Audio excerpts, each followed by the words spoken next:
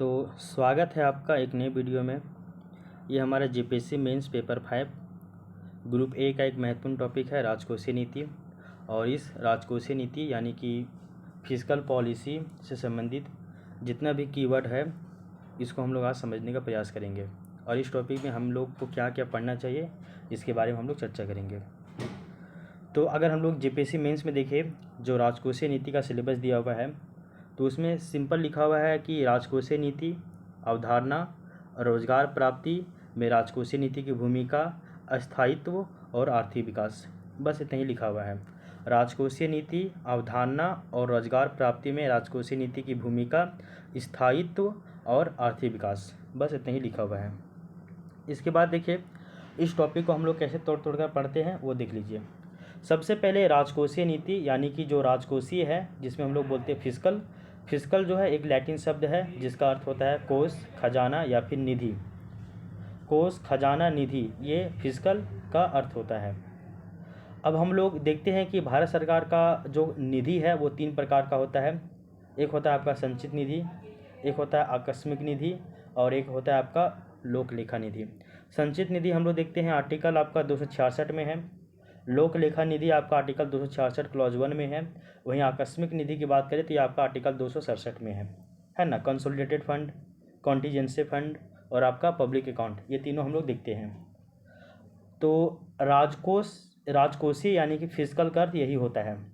तो जो आपका संचित निधि है, लोक लेखा निधि है, आकस्मिक निधि है, इन तीनों से संबंधित नीतियों को ही हम लोग राजकोषीय नीति कहते हैं, ठीक ना। हम लोग एक देखते हैं कि जैसे प्रधानमंत्री राहत कोष आया था 19 के टाइम में, कोविड-19 के टाइम में। इसके अलावा कोविड-19 राहत कोष भी आया था। तो ये सभी जो है आपका सरकार का संचित निधि है। हम लोग जानते हैं कि संचित निधि से पैसा निकालने के लिए सरकार का अनुमति होता है, जबकि लोक लेखा निधि सरकार से पैसा निकालने के लिए सरकार का अनुमति नहीं होता है। लोक लेखा जो होता है इसको हम लोग बोलते हैं पब्लिक अकाउंट। इसमें हम लोग सरकार की जो है वो हम लोग आम जनता, इसको जनता का बचत कहते हैं, जनता का पैसा कहते हैं। जनता लोग जो छोटी बचतें करते हैं वो लोक लेखा में जाता है यानी पब्लिक अकाउंट में जाता है। और वो भी हम लोग एक तरह से सरकार को लोन दे रहे हैं तो सरकार वो पैसा रखती है।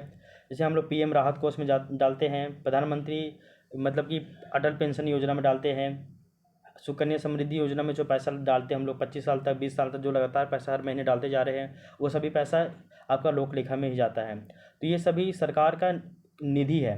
तो इन तीनों निधि से संबंधित सरकार अगर कोई नीति लाता है उसको हम लोग बोलने के राजकोषीय नीति। सिंपल से यही अर्थ है, आप इसको समझ लीजिएगा, ठीक है।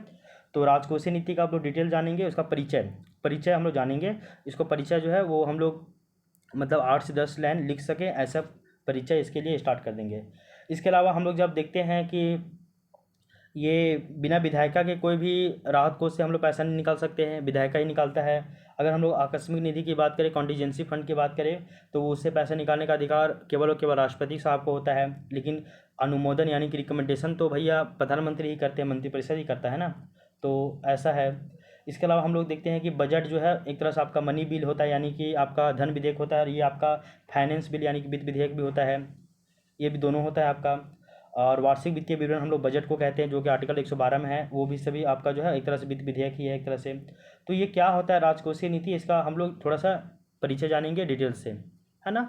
उसके बाद हम लोग नए टॉपिक की ओर चलेंगे। नए टॉपिक है लोक जो है आपका कि जो राजकोषीय नीति है, तो राजकोषीय नीति में हम लोग 3 चीज़ ऐड करते हैं। देखिए जैसे हम लोग लोक वित्त का बात किए थे, वहाँ पे बात किए थे कि लोक राजस्व, लोक व्यय और लोक उधार, 3 को देखे थे ना। उसको हम लोग बोलते हैं, देखिए ये है आपका लोक राजस्व, एक है लोक राजस्व प्लस लोक व्यय प्लस लोक उधार। इन तीनों का जो प्रबंधन होगा वो आपका पब्लिक फाइनेंस होगा यानी कि लोक वित्त होगा, पब्लिक फाइनेंस होगा, ठीक है। इसके अलावा लोक राजस्व का प्रबंधन करने के लिए हम लोग लोक राजस्व नीति लाएंगे। वहीं लोक व्यय का प्रबंधन करने के लिए लोक व्यय नीति लाएंगे। वहीं लोक उधार का प्रबंधन करने के लिए लोक जो ऋण प्रबंधन या फिर लोक उधार प्रबंधन नीति लाएंगे। तो उस नीति को हम लोग बोलते हैं राजकोषीय नीति यानी कि फिस्कल पॉलिसी। तो पब्लिक फाइनेंस अलग होता है और फिस्कल पॉलिसी अलग होता है। अलग नहीं होता, मतलब कि दोनों एक दूसरे से संबंधित हैं। तो आप जब भी लोक वित्त का आंसर लिखेंगे तो वहाँ पे राजकोषीय नीति का भी पॉइंट ऑफ व्यू डालना पड़ेगा आपको, बिना डाले तो आपका काम ही नहीं चलेगा, ठीक है ना। तो आपको समझना चाहिए। तो राजकोषीय नीति में हम लोग लोक राजस्व को ऐड करते हैं, लोक राजस्व से संबंधित जो भी नीति है उसको ऐड करते हैं। इसके अलावा लोक व्यय से संबंधित नीति को ऐड करते हैं और लोक उधार से संबंधित नीति को ऐड करते हैं। और इन तीनों का जो नीति होता है उसको हम लोग राजकोषीय नीति ही कहते हैं। यहाँ तक समझ में आ गया आपको? यहाँ तक आपको किसी भी तरह का कोई भी कन्फ्यूजन नहीं होना चाहिए। तो यहीं पे देख लीजिए, ये जो आपका राजस्व प्राप्ति है, इसी राजस्व प्राप्ति को हम लोग क्या कहते हैं? तो ये जो राजस्व प्राप्ति है, इसी राजस्व प्राप्ति को हम लोग बोलते हैं लोक राजस्व। लोक राजस्व जो है यानी कि लोगों का पैसा, इसी को हम लोग बोलते हैं लोक प्राप्तियाँ यानी कि रिसिप्ट, या फिर इसी को हम लोग बोलते हैं लोक राजस्व यानी कि आपका रिवेन्यू। ठीक है ना? इसी को तो लोक राजस्व और लोक प्राप्तियाँ दोनों एक ही है, इसलिए आप कन्फ्यूजन मत होइएगा। तो अगर हम लोग बोलेंगे कि जैसे लोक वित्त में 3 भाग है, लोक राजस्व, लोक व्यय और लोक उधार, उसी तरह राजकोषीय नीति का भी 3 भाग होगा। कौन कौन होगा? तो राजस्व प्राप्तियाँ यानी कि लोक राजस्व, इसका हो जाएगा। फिर इसी में हम लोग देखेंगे तो आप देखेंगे तो आप पाइएगा कि राजस्व प्राप्तियाँ जो हो गया यानी कि लोक प्राप्तियाँ, लोक व्यय और लोक उधार। सिंपल समझिए, आप जब लोक वित्त की बात कर रहे थे तो वहाँ पे आप लोक राजस्व देखे, लोक व्यय देखे और लोक उधार देखे, 3 को देखे। तो जब आप जब आप फिस्कल पॉलिसी यानी कि राजकोषीय नीति की बात कीजिएगा तो वहाँ पे भी 3 को देखिएगा ना। क्या क्या? तो आप देखिएगा आपका राजस्व नीति, व्यय नीति और उधार नीति। राजस्व नीति, व्यय नीति और उधार नीति, 3 को देखिएगा। अब ये जो है आपका राजस्व नीति को ही हम लोग बोलते हैं क्या? तो उसको बोलते हैं लोक प्राप्तियाँ। राजस्व नीति को हम लोग बोल दे रहे जो है आपका लोक प्राप्तियाँ। लोक प्राप्तियाँ भी आपका 2 प्रकार से हो जाएगा, एक है आपका कर राजस्व और एक हो जाएगा आपका गैर कर राजस्व। तो ये हम लोग आगे आप यहाँ पे देखेंगे। तो यहाँ तक आपको समझ में आ गया ना? यहाँ पे आपको अब किसी भी तरह कन्फ्यूजन नहीं रखना है, बहुत ही बेसिक अंडरस्टैंडिंग है, इसको आपको समझना होगा।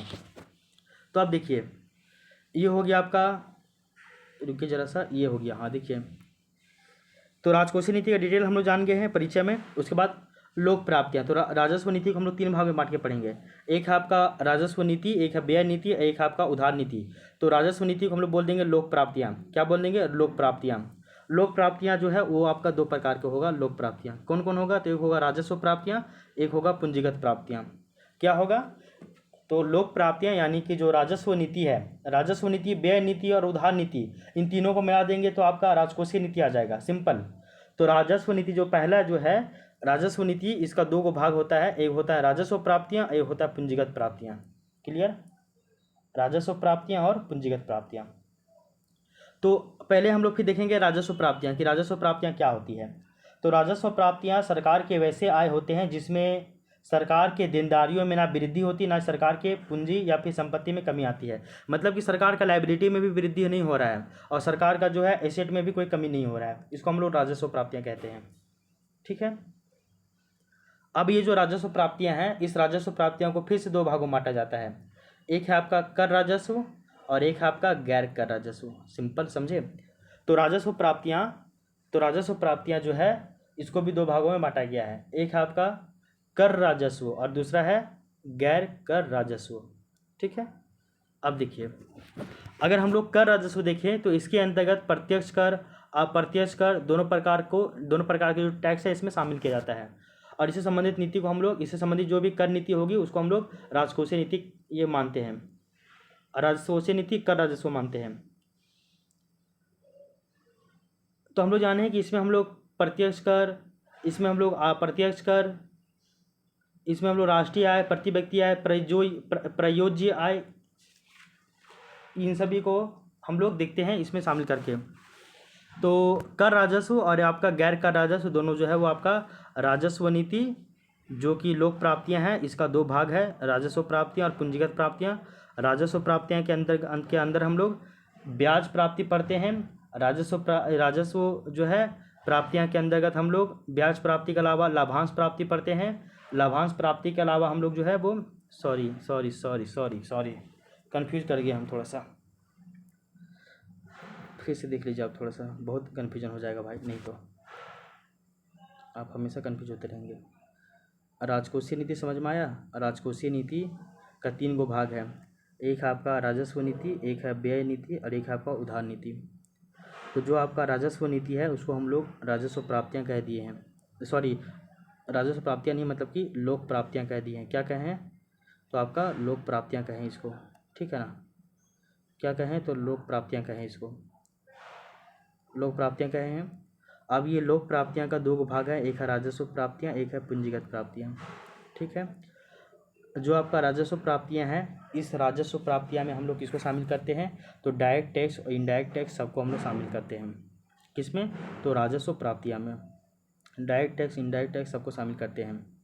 और ये जो होता है आपका, उसके बाद ये जो आपका पहला जो आपका कर राजस्व होता है, इस कर राजस्व में हम लोग डायरेक्ट टैक्स और इनडायरेक्ट टैक्स दोनों को शामिल करते हैं। और ये जो कर राजस्व है, कर राजस्व नीति, ये पूरे अर्थव्यवस्था को प्रभावित करती है। कैसे करती है?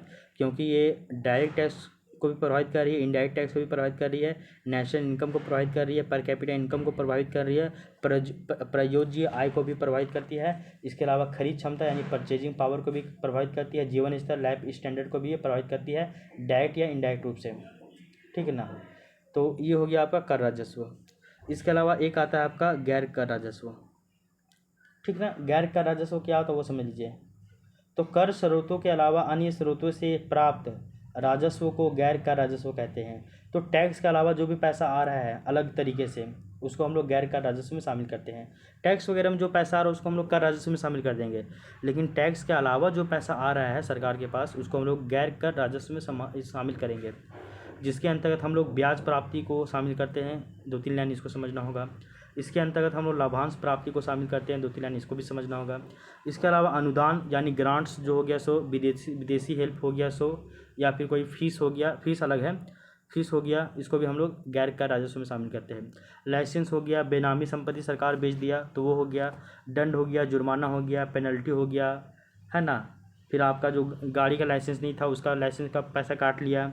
इसके अलावा लाइसेंस बनाने गए वहाँ पे पैसा जो लगता है सो। इसके अलावा जो आपका हेलमेट नहीं है तो ये नहीं है वो नहीं है, तो उसमें जो पैसा काटता है सभी गैर कर राजस्व में जाएगा। तो पहला जो हम लोग लोक प्राप्तियां देख रहे हैं, लोक प्राप्तियां यानी कि लोगों से पैसा जो सरकार के पास प्राप्त हो रहा है, इसमें हम लोग राजस्व प्राप्तियां और एक है पूंजीगत प्राप्तियां, इन दोनों भागों में डिवाइड करके पढ़ते हैं। राजस्व प्राप्तियां में हम लोग कर राजस्व को देखते हैं और गैर कर राजस्व को। तो राजस्व प्राप्तियां में दो भाग है, कर राजस्व और गैर कर राजस्व। तो जो टैक्स से जो पैसा आ रहा है, चाहे डायरेक्ट आए चाहे इनडायरेक्ट टैक्स है, तो वो हम लोग कर राजस्व में शामिल करेंगे।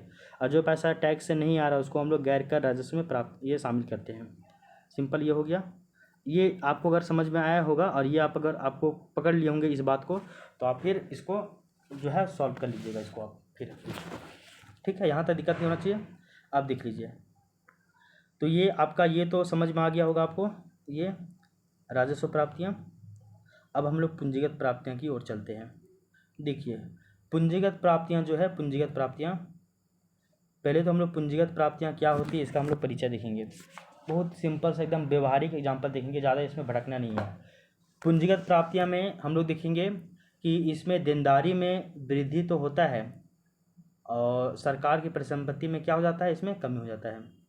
तो जो पूंजीगत प्राप्तियाँ होती है उसमें सरकार के देनदारियों में यानी कि लायबिलिटी में वृद्धि तो होता है, लेकिन सरकार की परिसंपत्तियों में यानी क्या हो जाएगी, एसेट में कमी हो जाएगा। तो दोनों में एक चीज़ हो ही जाता है, दोनों में कोई भी फुलफिल करे तो वो पूंजीगत प्राप्तियाँ हैं। अगर सरकार के अगर देनदारी में वृद्धि हो रहा है तो भी वो पूंजीगत प्राप्तियाँ कहलाएगा। सरकार की परिसंपत्ति में किसी भी तरह कमी होगा तो वो भी आपका पूंजीगत प्राप्तियाँ होगा। ये दोनों में कोई भी फुलफिल करना चाहिए। इसके अलावा देखिए हम लोग जो ये है राजस्व प्राप्तियों में देखे थे कि सरकार के देनदारियों में क्या होगा, वृद्धि नहीं होगा, और सरकार के एसेट में भी किसी तरह का वृद्धि जो है वो नहीं होगा। क्या बोले हैं कि एसेट में भी वृद्धि नहीं होगा और आपका देनदारियों में भी वृद्धि यानी कि लायबिलिटी में भी वृद्धि नहीं होगा राजस्व प्राप्तियाँ में। लेकिन पूंजीगत प्राप्तियाँ में क्या होगा कि देनदारियों में वृद्धि हो जाएगा, ठीक है, और सरकार की परिसंपत्तियों में क्या हो जाएगा, कमी हो जाएगा। तो दोनों में कोई भी काम हो जाएगा। तो ये बेसिक चीज़ है, इसका अंतर दोनों में, राजस्व प्राप्तियाँ और पूंजीगत प्राप्तियाँ। अब देख लीजिए ये जो राजस्व प्राप्तियाँ हैं, इस राजस्व प्राप्तियों को हम लोग दो भागों में बांट के पढ़ते हैं। राजस्व प्राप्तियों को दो प्रकार होता है, इस दो प्रकार में इसको बांट के पढ़ते हैं। पहला है आपका डेप्ट क्रिएटिंग कैपिटल रिसिप्ट। पहला क्या है, डेप्ट क्रिएटिंग कैपिटल रिसिप्ट, और दूसरा है नॉन डेप्ट क्रिएटिंग कैपिटल रिसिप्ट। समझ में आया? तो पूंजीगत प्राप्तियों को दो भागों में बांट के पढ़ते हैं। पहला हो गया आपका डेप्ट क्रिएटिंग कैपिटल रिसिप्ट और दूसरा हो गया नॉन डेप्ट क्रिएटिंग कैपिटल रिसिप्ट। वहीं अगर हम लोग राजस्व प्राप्तियों की बात करें तो राजस्व प्राप्तियों को भी हम लोग दो भागों में बांट के पढ़ते हैं। एक आपका कर राजस्व और एक आपका गैर कर राजस्व। तो राजस्व प्राप्तियों को दो भागों में बांट के पढ़ते हैं, एक आपका कर राजस्व और एक आपका गैर कर राजस्व। वहीं पूंजीगत प्राप्तियों को भी हम लोग दो भागों में बांट के पढ़ते हैं, एक आपका डेप्ट कैपिटल रिसिप्ट और एक आपका नॉन डेप्ट कैपिटल रिसिप्ट। ये भी आपको पता होना चाहिए। अच्छा, इसमें एक बात पता होना चाहिए आपको कि ये जो आपका डेप्ट कैपिटल रिसिप्ट है, इसमें क्या होता है कि ऋण के भार में क्या होगा, वृद्धि होगा, यानी कि लोन का भार जो है वो आपको वृद्धि हो जाएगा, उसमें देना पड़ेगा। इसमें देनदारियों में भी क्या हो जाता है, वृद्धि हो जाता है। और सरकार का जो परिसंपत्ति उसमें क्या हो जाएगा, कमी हो जाएगा। डेप्ट क्रिएटिंग कैपिटल रिसिप्ट में तीन चीज़ बताए हैं। ऋण के भार में वृद्धि होगा, पहला चीज़। देनदारी में वृद्धि होगा, दूसरा चीज़। और परिसंपत्तियों में कमी होगा, ये तीसरा चीज़। ठीक है। अब आइए नॉन डेप्ट कैपिटल रिसिप्ट में, इसमें देनदारियों में वृद्धि नहीं होगा, देनदारियों में वृद्धि नहीं होगा और इसमें परिसंपत्तियों में क्या हो जाएगा, तो कमी हो जाएगा। ठीक है, सिंपल सी बात है। देनदारी में वृद्धि डेप्ट कैपिटल रिसिप्ट में, देनदारी में वृद्धि नहीं होगा नॉन डेप्ट कैपिटल रिसिप्ट में। परिसंपत्तियों में कमी होगा वो आपका नॉन डेप्ट कैपिटल रिसिप्ट में। अब परिसंपत्तियों में कमी नहीं होगा वो आपका, अच्छा यहाँ गलत बता दिए थे भाई, ये देख लीजिए यहाँ पे ना, परिसंपत्तियों में भी कमी नहीं होगा, मतलब परिसंपत्ति में जो कमी है वो नहीं होगा डेप्ट कैपिटल क्रिएटिंग कैपिटल रिसिप्ट में। तो अभी फाइनल समझिए, डेप्ट कैपिटल रिसिप्ट देखिए, पूंजीगत प्राप्तियाँ दो प्रकार, एक है डेप्ट क्रिएटिंग कैपिटल रिसिप्ट और दूसरा है नॉन डेप्ट क्रिएटिंग कैपिटल रिसिप्ट। डेप्ट क्रिएटिंग कैपिटल रिसिप्ट में ऋण के भार में वृद्धि होगा, सही बात, ऋण के भार में वृद्धि होगा। उसके बाद यहाँ पे डेप्ट क्रिएटिंग कैपिटल रिसिप्ट में देनदारियों में भी वृद्धि होगा, सही बात। इसके अलावा डेप्ट क्रिएटिंग कैपिटल रिसिप्ट में जो परिसंपत्ति होगा सरकार का उसमें कमी नहीं होगा, तीसरा बात। अब देखिए नॉन डेप्ट क्रिएटिंग कैपिटल रिसिप्ट में क्या होगा वो देख लीजिए, इसमें देनदारियों में वृद्धि नहीं होगा लेकिन इसमें परिसंपत्तियों में कमी हो जाएगा, ये हो जाएगा नॉन डेप्ट क्रिएटिंग कैपिटल रिसिप्ट। ये आपको समझ में आ गया यहाँ तक, यहाँ पे आपको दिक्कत नहीं होना चाहिए। ठीक है, अब फिर हम लोगों को एक एक करके इन दोनों के बारे में डिटेल से बतलाना होगा कि आपका डेप्ट क्रिएटिंग कैपिटल रिसिप्ट क्या होता है, फिर हम लोग बताएंगे कि नॉन डेप्ट क्रिएटिंग कैपिटल रिसिप्ट क्या होता है, उसके बारे में भी हम लोगों को बतलाना होगा डिटेल से एक एक करके। आई होप ये पॉइंट आपको समझ में आया होगा। अब इसमें आपको किसी भी तरह का कोई भी दिक्कत नहीं होना चाहिए। ये समझ में आ गया ये चीज़ आपको। अब देखिए इसके बाद जो नेक्स्ट क्या है वो देख लीजिए। तो ये हम लोग पहला चीज़ समझ गए कि राजकोषीय नीति का 3 भाग है, एक है आपका राजस्व नीति, एक है आपका व्यय नीति और एक है आपका उधार नीति। तो राजस्व नीति इसका जो है, इसको राजस्व नीति को हम लोग क्या बोल दिए हैं, तो राजस्व नीति जो है इसको हम लोग बोल दिए हैं आपका लोक प्राप्तियाँ। राजस्व नीति का 2 भाग है, कितना, तो 2 भाग है। राजस्व नीति का 2 भाग है, एक आपका क्या, तो एक आपका लोक राजस्व, क्या है, तो लोक राजस्व, इसको हम लोग लोक प्राप्तियाँ, यानी कि राजस्व नीति का 2 भाग है, एक है राजस्व प्राप्तियाँ, एक है पूंजीगत प्राप्तियाँ। राजस्व नीति यानी कि लोक प्राप्तियाँ, राजस्व नीति को ही लोक प्राप्तियाँ कहा जा रहा है। इसका 2 भाग है, एक आपका राजस्व प्राप्तियाँ, एक आपका पूंजीगत प्राप्तियाँ। राजस्व प्राप्तियाँ का भी 2 भाग है, एक आपका कर राजस्व और एक आपका गैर कर राजस्व। वहीं पूंजीगत प्राप्तियाँ का भी 2 भाग है, एक आपका डेप्ट क्रिएटिंग कैपिटल रिसिप्ट और एक आपका नॉन डेप्ट क्रिएटिंग कैपिटल रिसिप्ट। ठीक है, अब हम लोग जो है इसके बाद लोक व्यय नीति के बारे में पढ़ेंगे। लोक व्यय नहीं बल्कि लोक व्यय नीति के बारे में। किसके बारे में, तो लोक व्यय नीति के बारे में। तो ये रहा आपका लोक व्यय नीति। लोक व्यय नीति का भी 2 भाग हो जाएगा, सिंपल सी। ये है आपका राजस्व व्यय और एक आपका पूंजीगत व्यय, इसका भी 2 व्यय हो जाएगा।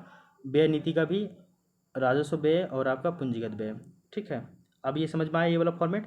इसी तरह हम लोग उधार नीति चलेंगे। उधार नीति भी 2 तरह का आएगा आपका, उधार नीति भी, ठीक है ना। उधार नीति अगर हम लोग जब चलेंगे, लोक व्यय में भी जब हम लोग चलते हैं तो उसके बाद लोक व्यय के बाद हम लोग लोक उधार में चलते हैं ना। रुकिए ज़रा सा, यहाँ देख लीजिए। तो ये लोक राजस्व, ये आपका लोक व्यय नीति, और ये आपका लोक उधार नीति। लोक उधार नीति भी दो तरह का होगा, ठीक है। एक है आपका घरेलू बाजार से जो लोक उधार लिया जा रहा है उसका नीति, और एक आपका विदेशी जो अंतर्राष्ट्रीय संस्थाओं से या फिर अंतर्राष्ट्रीय देशों से जो उधार लिया जा रहा है उसका नीति अलग होगा, ठीक है। तो ये भी आ जाएगा। अब हम लोग देखेंगे इसका, अगर यहाँ पे देखिए आप, तो ये जो आपका लोक व्यय है, इस लोक व्यय को भी हम लोग दो भागों में बांट के पढ़ते हैं। एक है आपका विकासात्मक राजस्व व्यय, और एक आपका गैर विकासात्मक राजस्व व्यय, ठीक है ना। उसके बाद फिर आपका ये जो राजस्व व्यय था, ये था आपका पूंजीगत व्यय। राजस्व व्यय दो प्रकार का, एक है ये क्या बोले हम, विकासात्मक राजस्व व्यय नीति, और एक आपका गैर विकासात्मक राजस्व व्यय नीति। राजस्व व्यय नीति भी बोलिए या फिर राजस्व व्यय बोल दिए, सिंपल चलेगा। फिर आएगा आपका पूंजीगत व्यय। पूंजीगत व्यय भी जो है वो भी आपका दो तरह से है, एक आपका विकासात्मक पूंजीगत व्यय और एक आपका गैर विकासात्मक पूंजीगत व्यय। वो भी हम लोग विकासात्मक पूंजीगत व्यय और एक आपका गैर विकासात्मक पूंजीगत व्यय, तो ये भी ऐसे हो जाएगा। तो इसको एकदम, ये ट्रिक को एकदम एकदम ये जो है, इस पॉइंट को आप एकदम ध्यान में रखिएगा आप, ये चीज़ तो आपको कंटेस्ट होना चाहिए, ठीक है ना। ये एकदम आपको कंटेस्ट होना चाहिए। इसमें ये जो है ये वाला इसी पे सारा आपका राजकोषीय नीति काम करता है, इसी पे एकदम इसी पे काम करेगा राजकोषीय नीति, ठीक है ना। तो देख लिए यहाँ तक हम लोग। तो पहले हम लोग समझ में आ गया। अब हम लोग चलते हैं लोक व्यय यानी कि दूसरा नंबर। तो पहला नंबर लोक राजस्व नीति था, जिसको हम लोग लोक प्राप्तियाँ भी कह दिए थे उसी को हम लोग। अब हम लोग दूसरा चलते हैं लोक व्यय। लोक व्यय का भी दो भाग है। तो लोक व्यय है, लोक व्यय का भी दो भाग है, एक ऐसा एक ऐसा। एक है आपका राजस्व व्यय, एक आपका पूंजीगत व्यय। राजस्व व्यय का दो भाग है, एक आपका विकासात्मक राजस्व व्यय और एक आपका गैर विकासात्मक राजस्व व्यय। वहीं पूंजीगत व्यय का भी दो भाग है, एक आपका विकासात्मक पूंजीगत व्यय और एक आपका गैर विकासात्मक पूंजीगत व्यय। बस ये अगर चार्ट आपको समझ में आया है तो आपको कहीं भी किसी भी तरह का कोई भी दिक्कत नहीं होना चाहिए, ठीक है। अब बस इसी को एक एक करके थोड़ा थोड़ा करके डिफाइन करना हम लोगों को, तो हम लोग ये वाला भी टॉपिक कंप्लीट कर लेंगे। देखिए लोक व्यय है, इसका भी दो भाग है, राजस्व व्यय और एक आपका पूंजीगत व्यय। राजस्व व्यय, इसका इंट्रोडक्शन देंगे कि राजस्व व्यय क्या होता है। तो जैसे हम लोग आपका लोक व्यय के मतलब लोक राजस्व देखें या फिर लोक प्राप्तियां देखें, उसका क्या अर्थ होता है।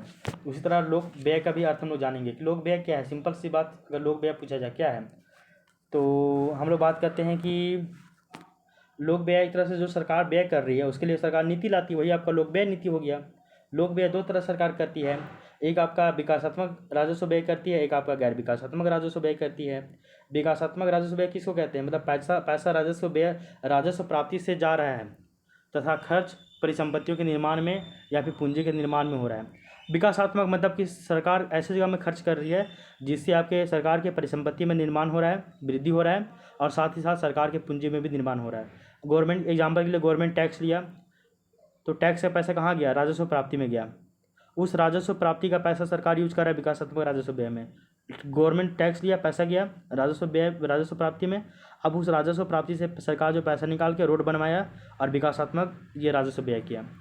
उसके अलावा गैर विकासात्मक राजस्व व्यय क्या है कि सरकार जो है वो राजस्व प्राप्ति से पैसा निकाल रहा है यहाँ भी, लेकिन वो खर्च कर रहा है किसमें, गैर विकासात्मक कामों में। गैर विकासात्मक काम क्या होता है वो आप अपने स्तर पे सोचिए जरा सा। गैर विकासात्मक काम है तो एक विकासात्मक काम और गैर विकासात्मक काम के लिए हम एक एग्जांपल देते हैं, समझिए इसको। जहाँ पे पूंजी का निर्माण हो रहा है फ्यूचर में उसको हम लोग विकासात्मक काम कहेंगे। जहाँ पे और जिसका उपयोग हम लोग डायरेक्ट कर रहे हैं, इससे कोई यूज नहीं हो रहा है, उसको हम लोग जो है गैर विकासात्मक व्यय कहते हैं, ठीक है। तो ये भी आप समझिएगा। तो विकासात्मक राजस्व व्यय और एक आपका गैर विकासात्मक राजस्व व्यय ये भी होता है।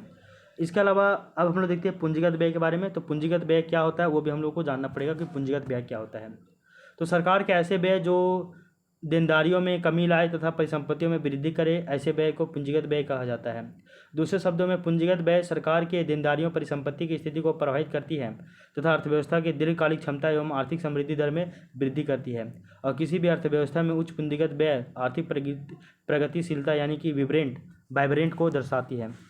तो इतना लंबा चौड़ा डेफिनेशन मत याद कीजिएगा। तो पूंजीगत व्यय क्या होता है वो आपको पता होना चाहिए कि जिससे भविष्य में पूंजी का निर्माण हो रहा है, ठीक है ना। और पूंजीगत व्यय भी दो प्रकार का होता है, एक होता है आपका विकासात्मक पूंजीगत व्यय और एक आपका गैर विकासात्मक पूंजीगत व्यय। विकासात्मक पूंजीगत व्यय की सिंपल, जिससे आपका भविष्य में किसी न किसी पूंजी का निर्माण होगा, वो आपका विकासात्मक पूंजीगत व्यय हो जाएगा।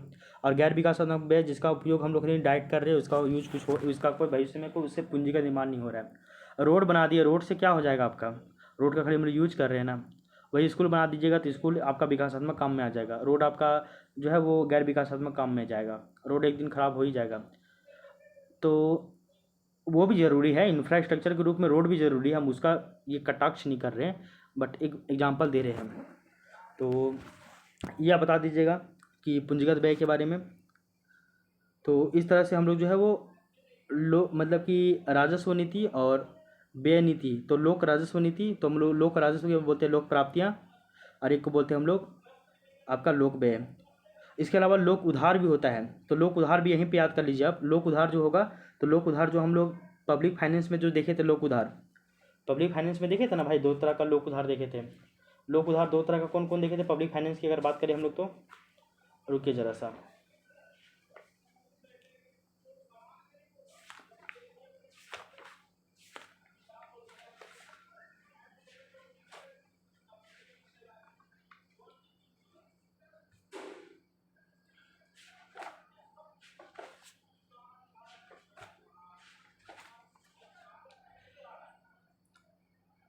लोक उधार जो है, लोक उधार में हम लोग जानते हैं कि एक तो आपका लोक उधार जो है, तो एक आपका घरेलू बाजार से लोक उधार लिया जाता है, घरेलू बाजार से उधार लिया जाता है, और एक आपका विदेशी बाजार से उधार लिया जाता है। घरेलू बाजार से भी दो तरह से उधार लिया जाता है, एक तो आरबीआई लेता है, जो आरबीआई के द्वारा लिया जाता है सो, और एक तो आपका प्रत्यक्ष रूप से जो आपका छोटी बचत से लेता है गवर्नमेंट, वो दो हो गया घरेलू बाजार से। फिर जो विदेशी बाजार से भी जो लोन है या उधार जो है वो दो प्रकार से लिया जाता है। एक तो आपका विदेशी जो है, मतलब दूसरे देश के सरकार कर दिया, वो ठीक है।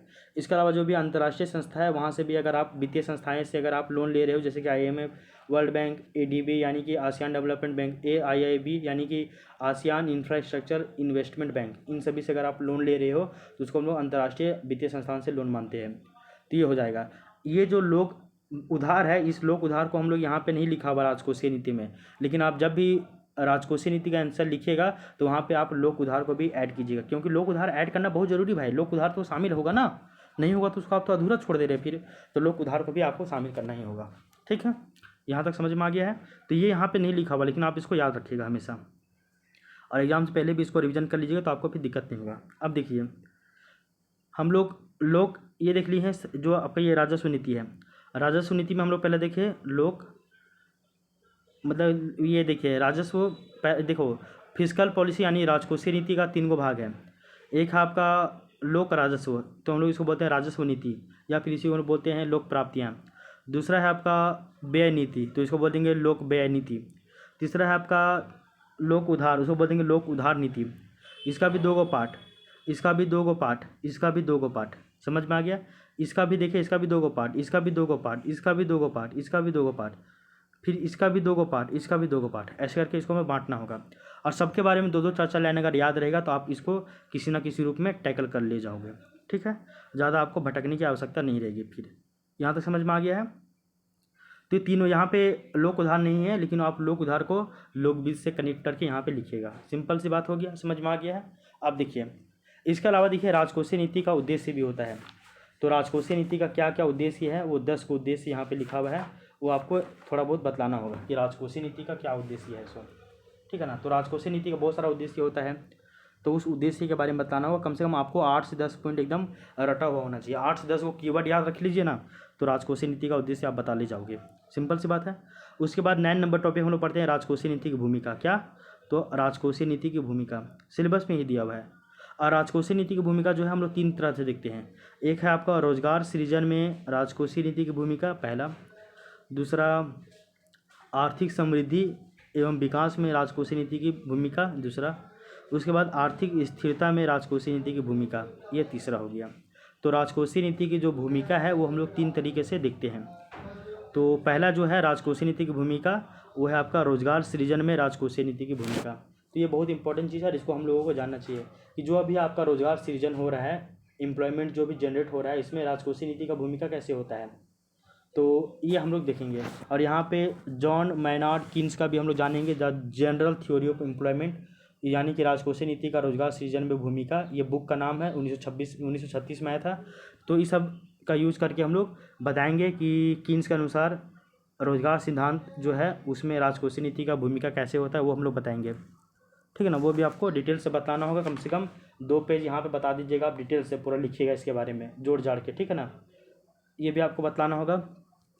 इसके बाद जो है आप यहाँ पे एक ग्राफ बनाइएगा, और ग्राफ क्या है वो देख लीजिएगा, वो वाला ग्राफ बनाइएगा। ऐसे करके ऐसे बनाइएगा। यहाँ पे कोई किसी प्राइस पे, कीमत पे वस्तु है, यहाँ पे कोई वस्तु मिल रहा है, यहाँ पे आपका ये डिमांड वक्र है, और ये आपका डिमांड, ये मांग वक्र है, और ये आपका जो है वो आपूर्ति वक्र, ऐसे हो जाएगा, आपूर्ति वक्र है। जहाँ पे एक दूसरे को इंटरसेक्ट करेगा वहाँ पे देखेंगे आपका AD इक्वल टू एस वाला कंडीशन बनेगा, ये भी बताइएगा। फिर आप ये भी बताइएगा कि जब मतलब कि S equal to S AD होता है, AD इक्वल टू एस होता है, तो यहाँ पे रोज़गार ज़्यादा होता है, उत्पादन भी ठीक ठाक होता है, वितरण भी ठीक ठाक होता है, उपभोग भी ठीक ठाक होता है, और सरकार इस कंडीशन को बनाए रखना चाहती है, ये भी बताइएगा। फिर हम जानते हैं कि जब AD जो है वो ज़्यादा हो जाएगा AS से, तो जो आपका बेरोजगारी की स्थिति आ जाएगा, या फिर AD है वो कम हो जाएगा AS से, तभी आपका बेरोजगारी की स्थिति उत्पन्न हो जाएगा। तो इन सभी को आप बतलाने का प्रयास कीजिएगा थोड़ा सा डिटेल से यहाँ पर भी। ठीक है, तो यहाँ पे फिर आपको दिक्कत नहीं होना चाहिए। तो ऐसे करके आप यहाँ पे भी बता दीजिएगा। ठीक है ना, तो इसके बाद हम लोग फिर यहाँ से आगे चलेंगे। यहाँ तक आप बता दीजिएगा ना, तो फिर किसी भी तरह का कोई भी कन्फ्यूजन नहीं होगा। और अब इसको जो अपने लैंग्वेज में दो पेज में कम से कम लिख दीजिएगा। ठीक है, 2 पेज में लिख दीजिएगा, ग्राफ बना दीजिएगा। तो उपभोग मांग, निवेश मांग, ये सब क्या होता है यहाँ पर आपको बतलाना होगा। ठीक ना, कि उपभोग मांग क्या कहते हैं कि उपभोक्ता वस्तुओं पर होने वाले कुल व्यय तथा सेवा उपभोग में होने वाले कुल व्यय को हम लोग उपभोग मांग कहते हैं। निवेश मांग क्या होता है, तो पूंजीगत वस्तुओं पर होने वाले कुल व्यय तथा सेवा उत्पादन पर होने वाला कुल व्यय, इसको हम लोग जो है निवेश मांग कहते हैं। फिर हम लोग उपभोग मांग और जब निवेश मांग को जब जोड़ देते हैं तो आपका समग्र मांग कहलाता है। ये सब क्या होता है, बहुत ही माइन्यूट है ये सब, लेकिन बहुत ही आपका आंसर में बढ़िया करेगा।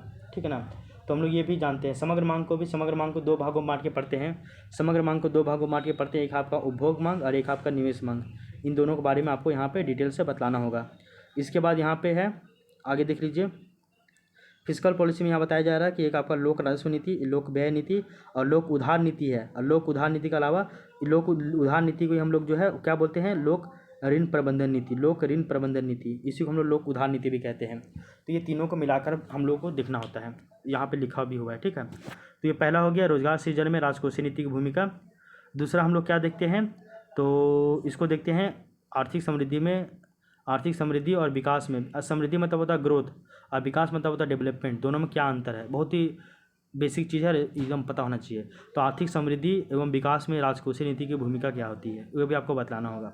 देखिए यहाँ पे लिख दिए हैं जो फिस्कल पॉलिसी, इसमें हम लोग लोक राजस्व नीति, लोक व्यय नीति और आपका जो है ये आपका लोक उधार नीति, इन तीनों को मिलाकर पढ़ते हैं। और यहाँ लिखा भी हुआ कि जो लोक उधार है उसको हम लोग लोक वित्त वाले टॉपिक में पढ़ेंगे, यहाँ पे नहीं। तो ये भी आपको समझ में आना चाहिए, यहाँ तक क्लियर। अब जो यहाँ पे आर्थिक समृद्धि एवं विकास में जो है आपका फिस्कल पॉलिसी की जो भूमिका है ये बहुत इंपॉर्टेंट है, तो इसको भी आपको बतलाना होगा। ठीक है ना, और इसको भी जब आप लिखिएगा तो बताइएगा कि ये जो आर्थिक विकास जो है, मतलब जो ग्रोथ है यानी कि जो समृद्धि है वो आपका आर्थिक पक्ष से जुड़ा हुआ है, आर्थिक पक्ष से जुड़ा हुआ है। जबकि जो डेवलपमेंट है यानी कि विकास, वो आपका सामाजिक पक्ष से जुड़ा हुआ है। और वो कैसे होता है कैसे नहीं होता वो आपको बताना होगा पूरा आपको। ठीक ना, तो एक ऐसे बनाइएगा, यहाँ पे एक आप ग्रोथ बनाइएगा, यहाँ पे लिखिएगा इधर ग्रोथ के बारे में 2-4 लाइन, इधर लिखिएगा डेवलपमेंट के बारे में, दोनों में डिफ्रेंशिएट करके बताइएगा। बहुत ही ये सब अच्छा होता है, ये सब बताइएगा आप। उसके बाद जो है आप इसको बता दीजिएगा पूरा डिटेल से, इसको समझाइए, समझे ना। 2 पेज में कम से कम इसको भी ऐसा तैयार कर लीजिए कि आप इसके ऊपर भी 2 पेज कम से कम लिख पाए, ऐसा आपको यहाँ पे भी कंटेंट रेडी करना होगा। ठीक है, तो आर्थिक समृद्धि एवं विकास में राजकोषीय नीति की क्या भूमिका होती है, इसको भी आपको लिखना पड़ेगा बहुत डिटेल से। ठीक ना, और डेवलपमेंट और ग्रोथ का चेन क्या होता है वो भी आपको बताना होगा। देख लिया ऐसे करके, इधर ये इधर ग्रोथ है, इधर से इधर आपका डेवलपमेंट है, यहाँ पे यहाँ ग्रोथ है, यहाँ पे डेवलपमेंट है, दोनों का चेन क्या आता है वो भी आपको बताना होगा।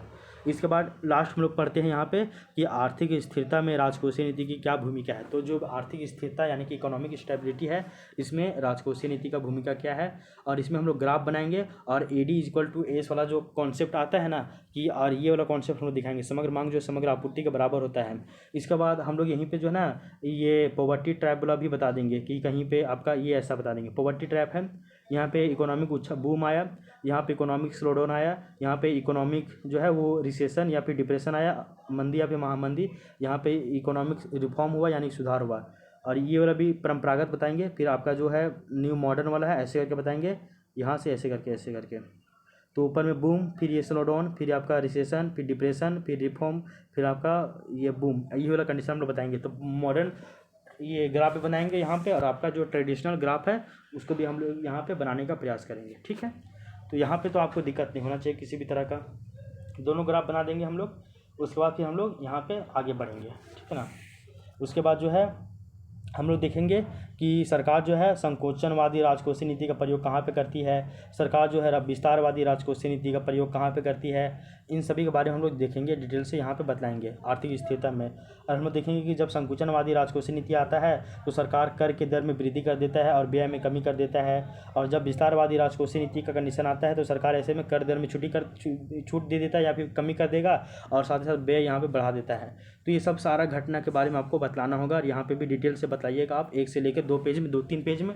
तो इस तरह से आप ये एक अच्छा उत्तर लिख पाने की स्थिति में रहिएगा, फिर आपको फिर ना किसी भी तरह का कोई भी कन्फ्यूजन यहाँ पे नहीं होता है, ठीक है ना। तो ये था आपका राजकोषीय नीति का टॉपिक। तो राजकोषीय नीति में हम लोगों को राजकोषीय नीति क्या है क्या नहीं, उसका अवधारणा वगैरह बारे में पढ़ना होता है। इसके घटक जो है लोक राजस्व नीति, लोक व्यय नीति और लोक उधार नीति। लोक राजस्व को हम लोग बोलते हैं लोक प्राप्तियाँ, ठीक है ना। लोक प्राप्तियाँ का भी 2 भाग होता है, एक आपका राजस्व प्राप्तियाँ, एक आपका पूंजीगत प्राप्तियाँ। राजस्व प्राप्तियाँ का भी 2 भाग हो जाता है, कर राजस्व और गैर कर राजस्व। वहीं जो पूंजीगत प्राप्तियाँ इसका भी 2 भाग हो जाता है, आपका होता है आपका डेप्ट क्रिएटिंग कैपिटल रिसिप्ट, एक होता है आपका नॉन डेप्ट क्रिएटिंग कैपिटल रिसिप्ट। इन सभी के बारे में पढ़ना होता है। इस तरह से हम लोग करके आगे बढ़ते हैं। उसके बाद हम देखते हैं कि फिस्कल पॉलिसी यानी कि राजकोषीय नीति की भूमिका क्या है, रोजगार सृजन में इसका भूमिका क्या है, आर्थिक स्थिरता में इसका भूमिका क्या है, आर्थिक समृद्धि और आर्थिक विकास में इसका क्या है। तो इन तीनों एक्सेप्ट को हम लोगों को यहाँ पे पढ़ना पड़ेगा, और उसके बाद जो है वो आपका राजकोषीय नीति वाला जो टॉपिक है वो आपका राजकोषीय नीति फिर यहाँ पे कंप्लीट हो जाता है, ठीक है। तो इस तरह से आज हम लोग राजकोषीय नीति संबंधित सारा कीवर्ड हम लोग जान गए हैं, और इसी डायमेंशन में अगर आप पढ़िएगा तो आपको कहीं भी दिक्कत नहीं होगा राजकोषीय नीति में, ठीक है ना। तो यही है आपका जो है सो। अब हम लोग मिलते हैं अब नेक्स्ट क्लास में, और नेक्स्ट क्लास में हम लोग जो है वो टॉपिक नंबर 5 यानी कि सार्वजनिक व्यय के बारे में पढ़ेंगे। टॉपिक नंबर 5 सार्वजनिक व्यय के बारे में पढ़ेंगे नेक्स्ट क्लास में। तो अब हम लोग मिलते हैं नेक्स्ट क्लास में, तब तक के लिए thank you, take care, bye bye.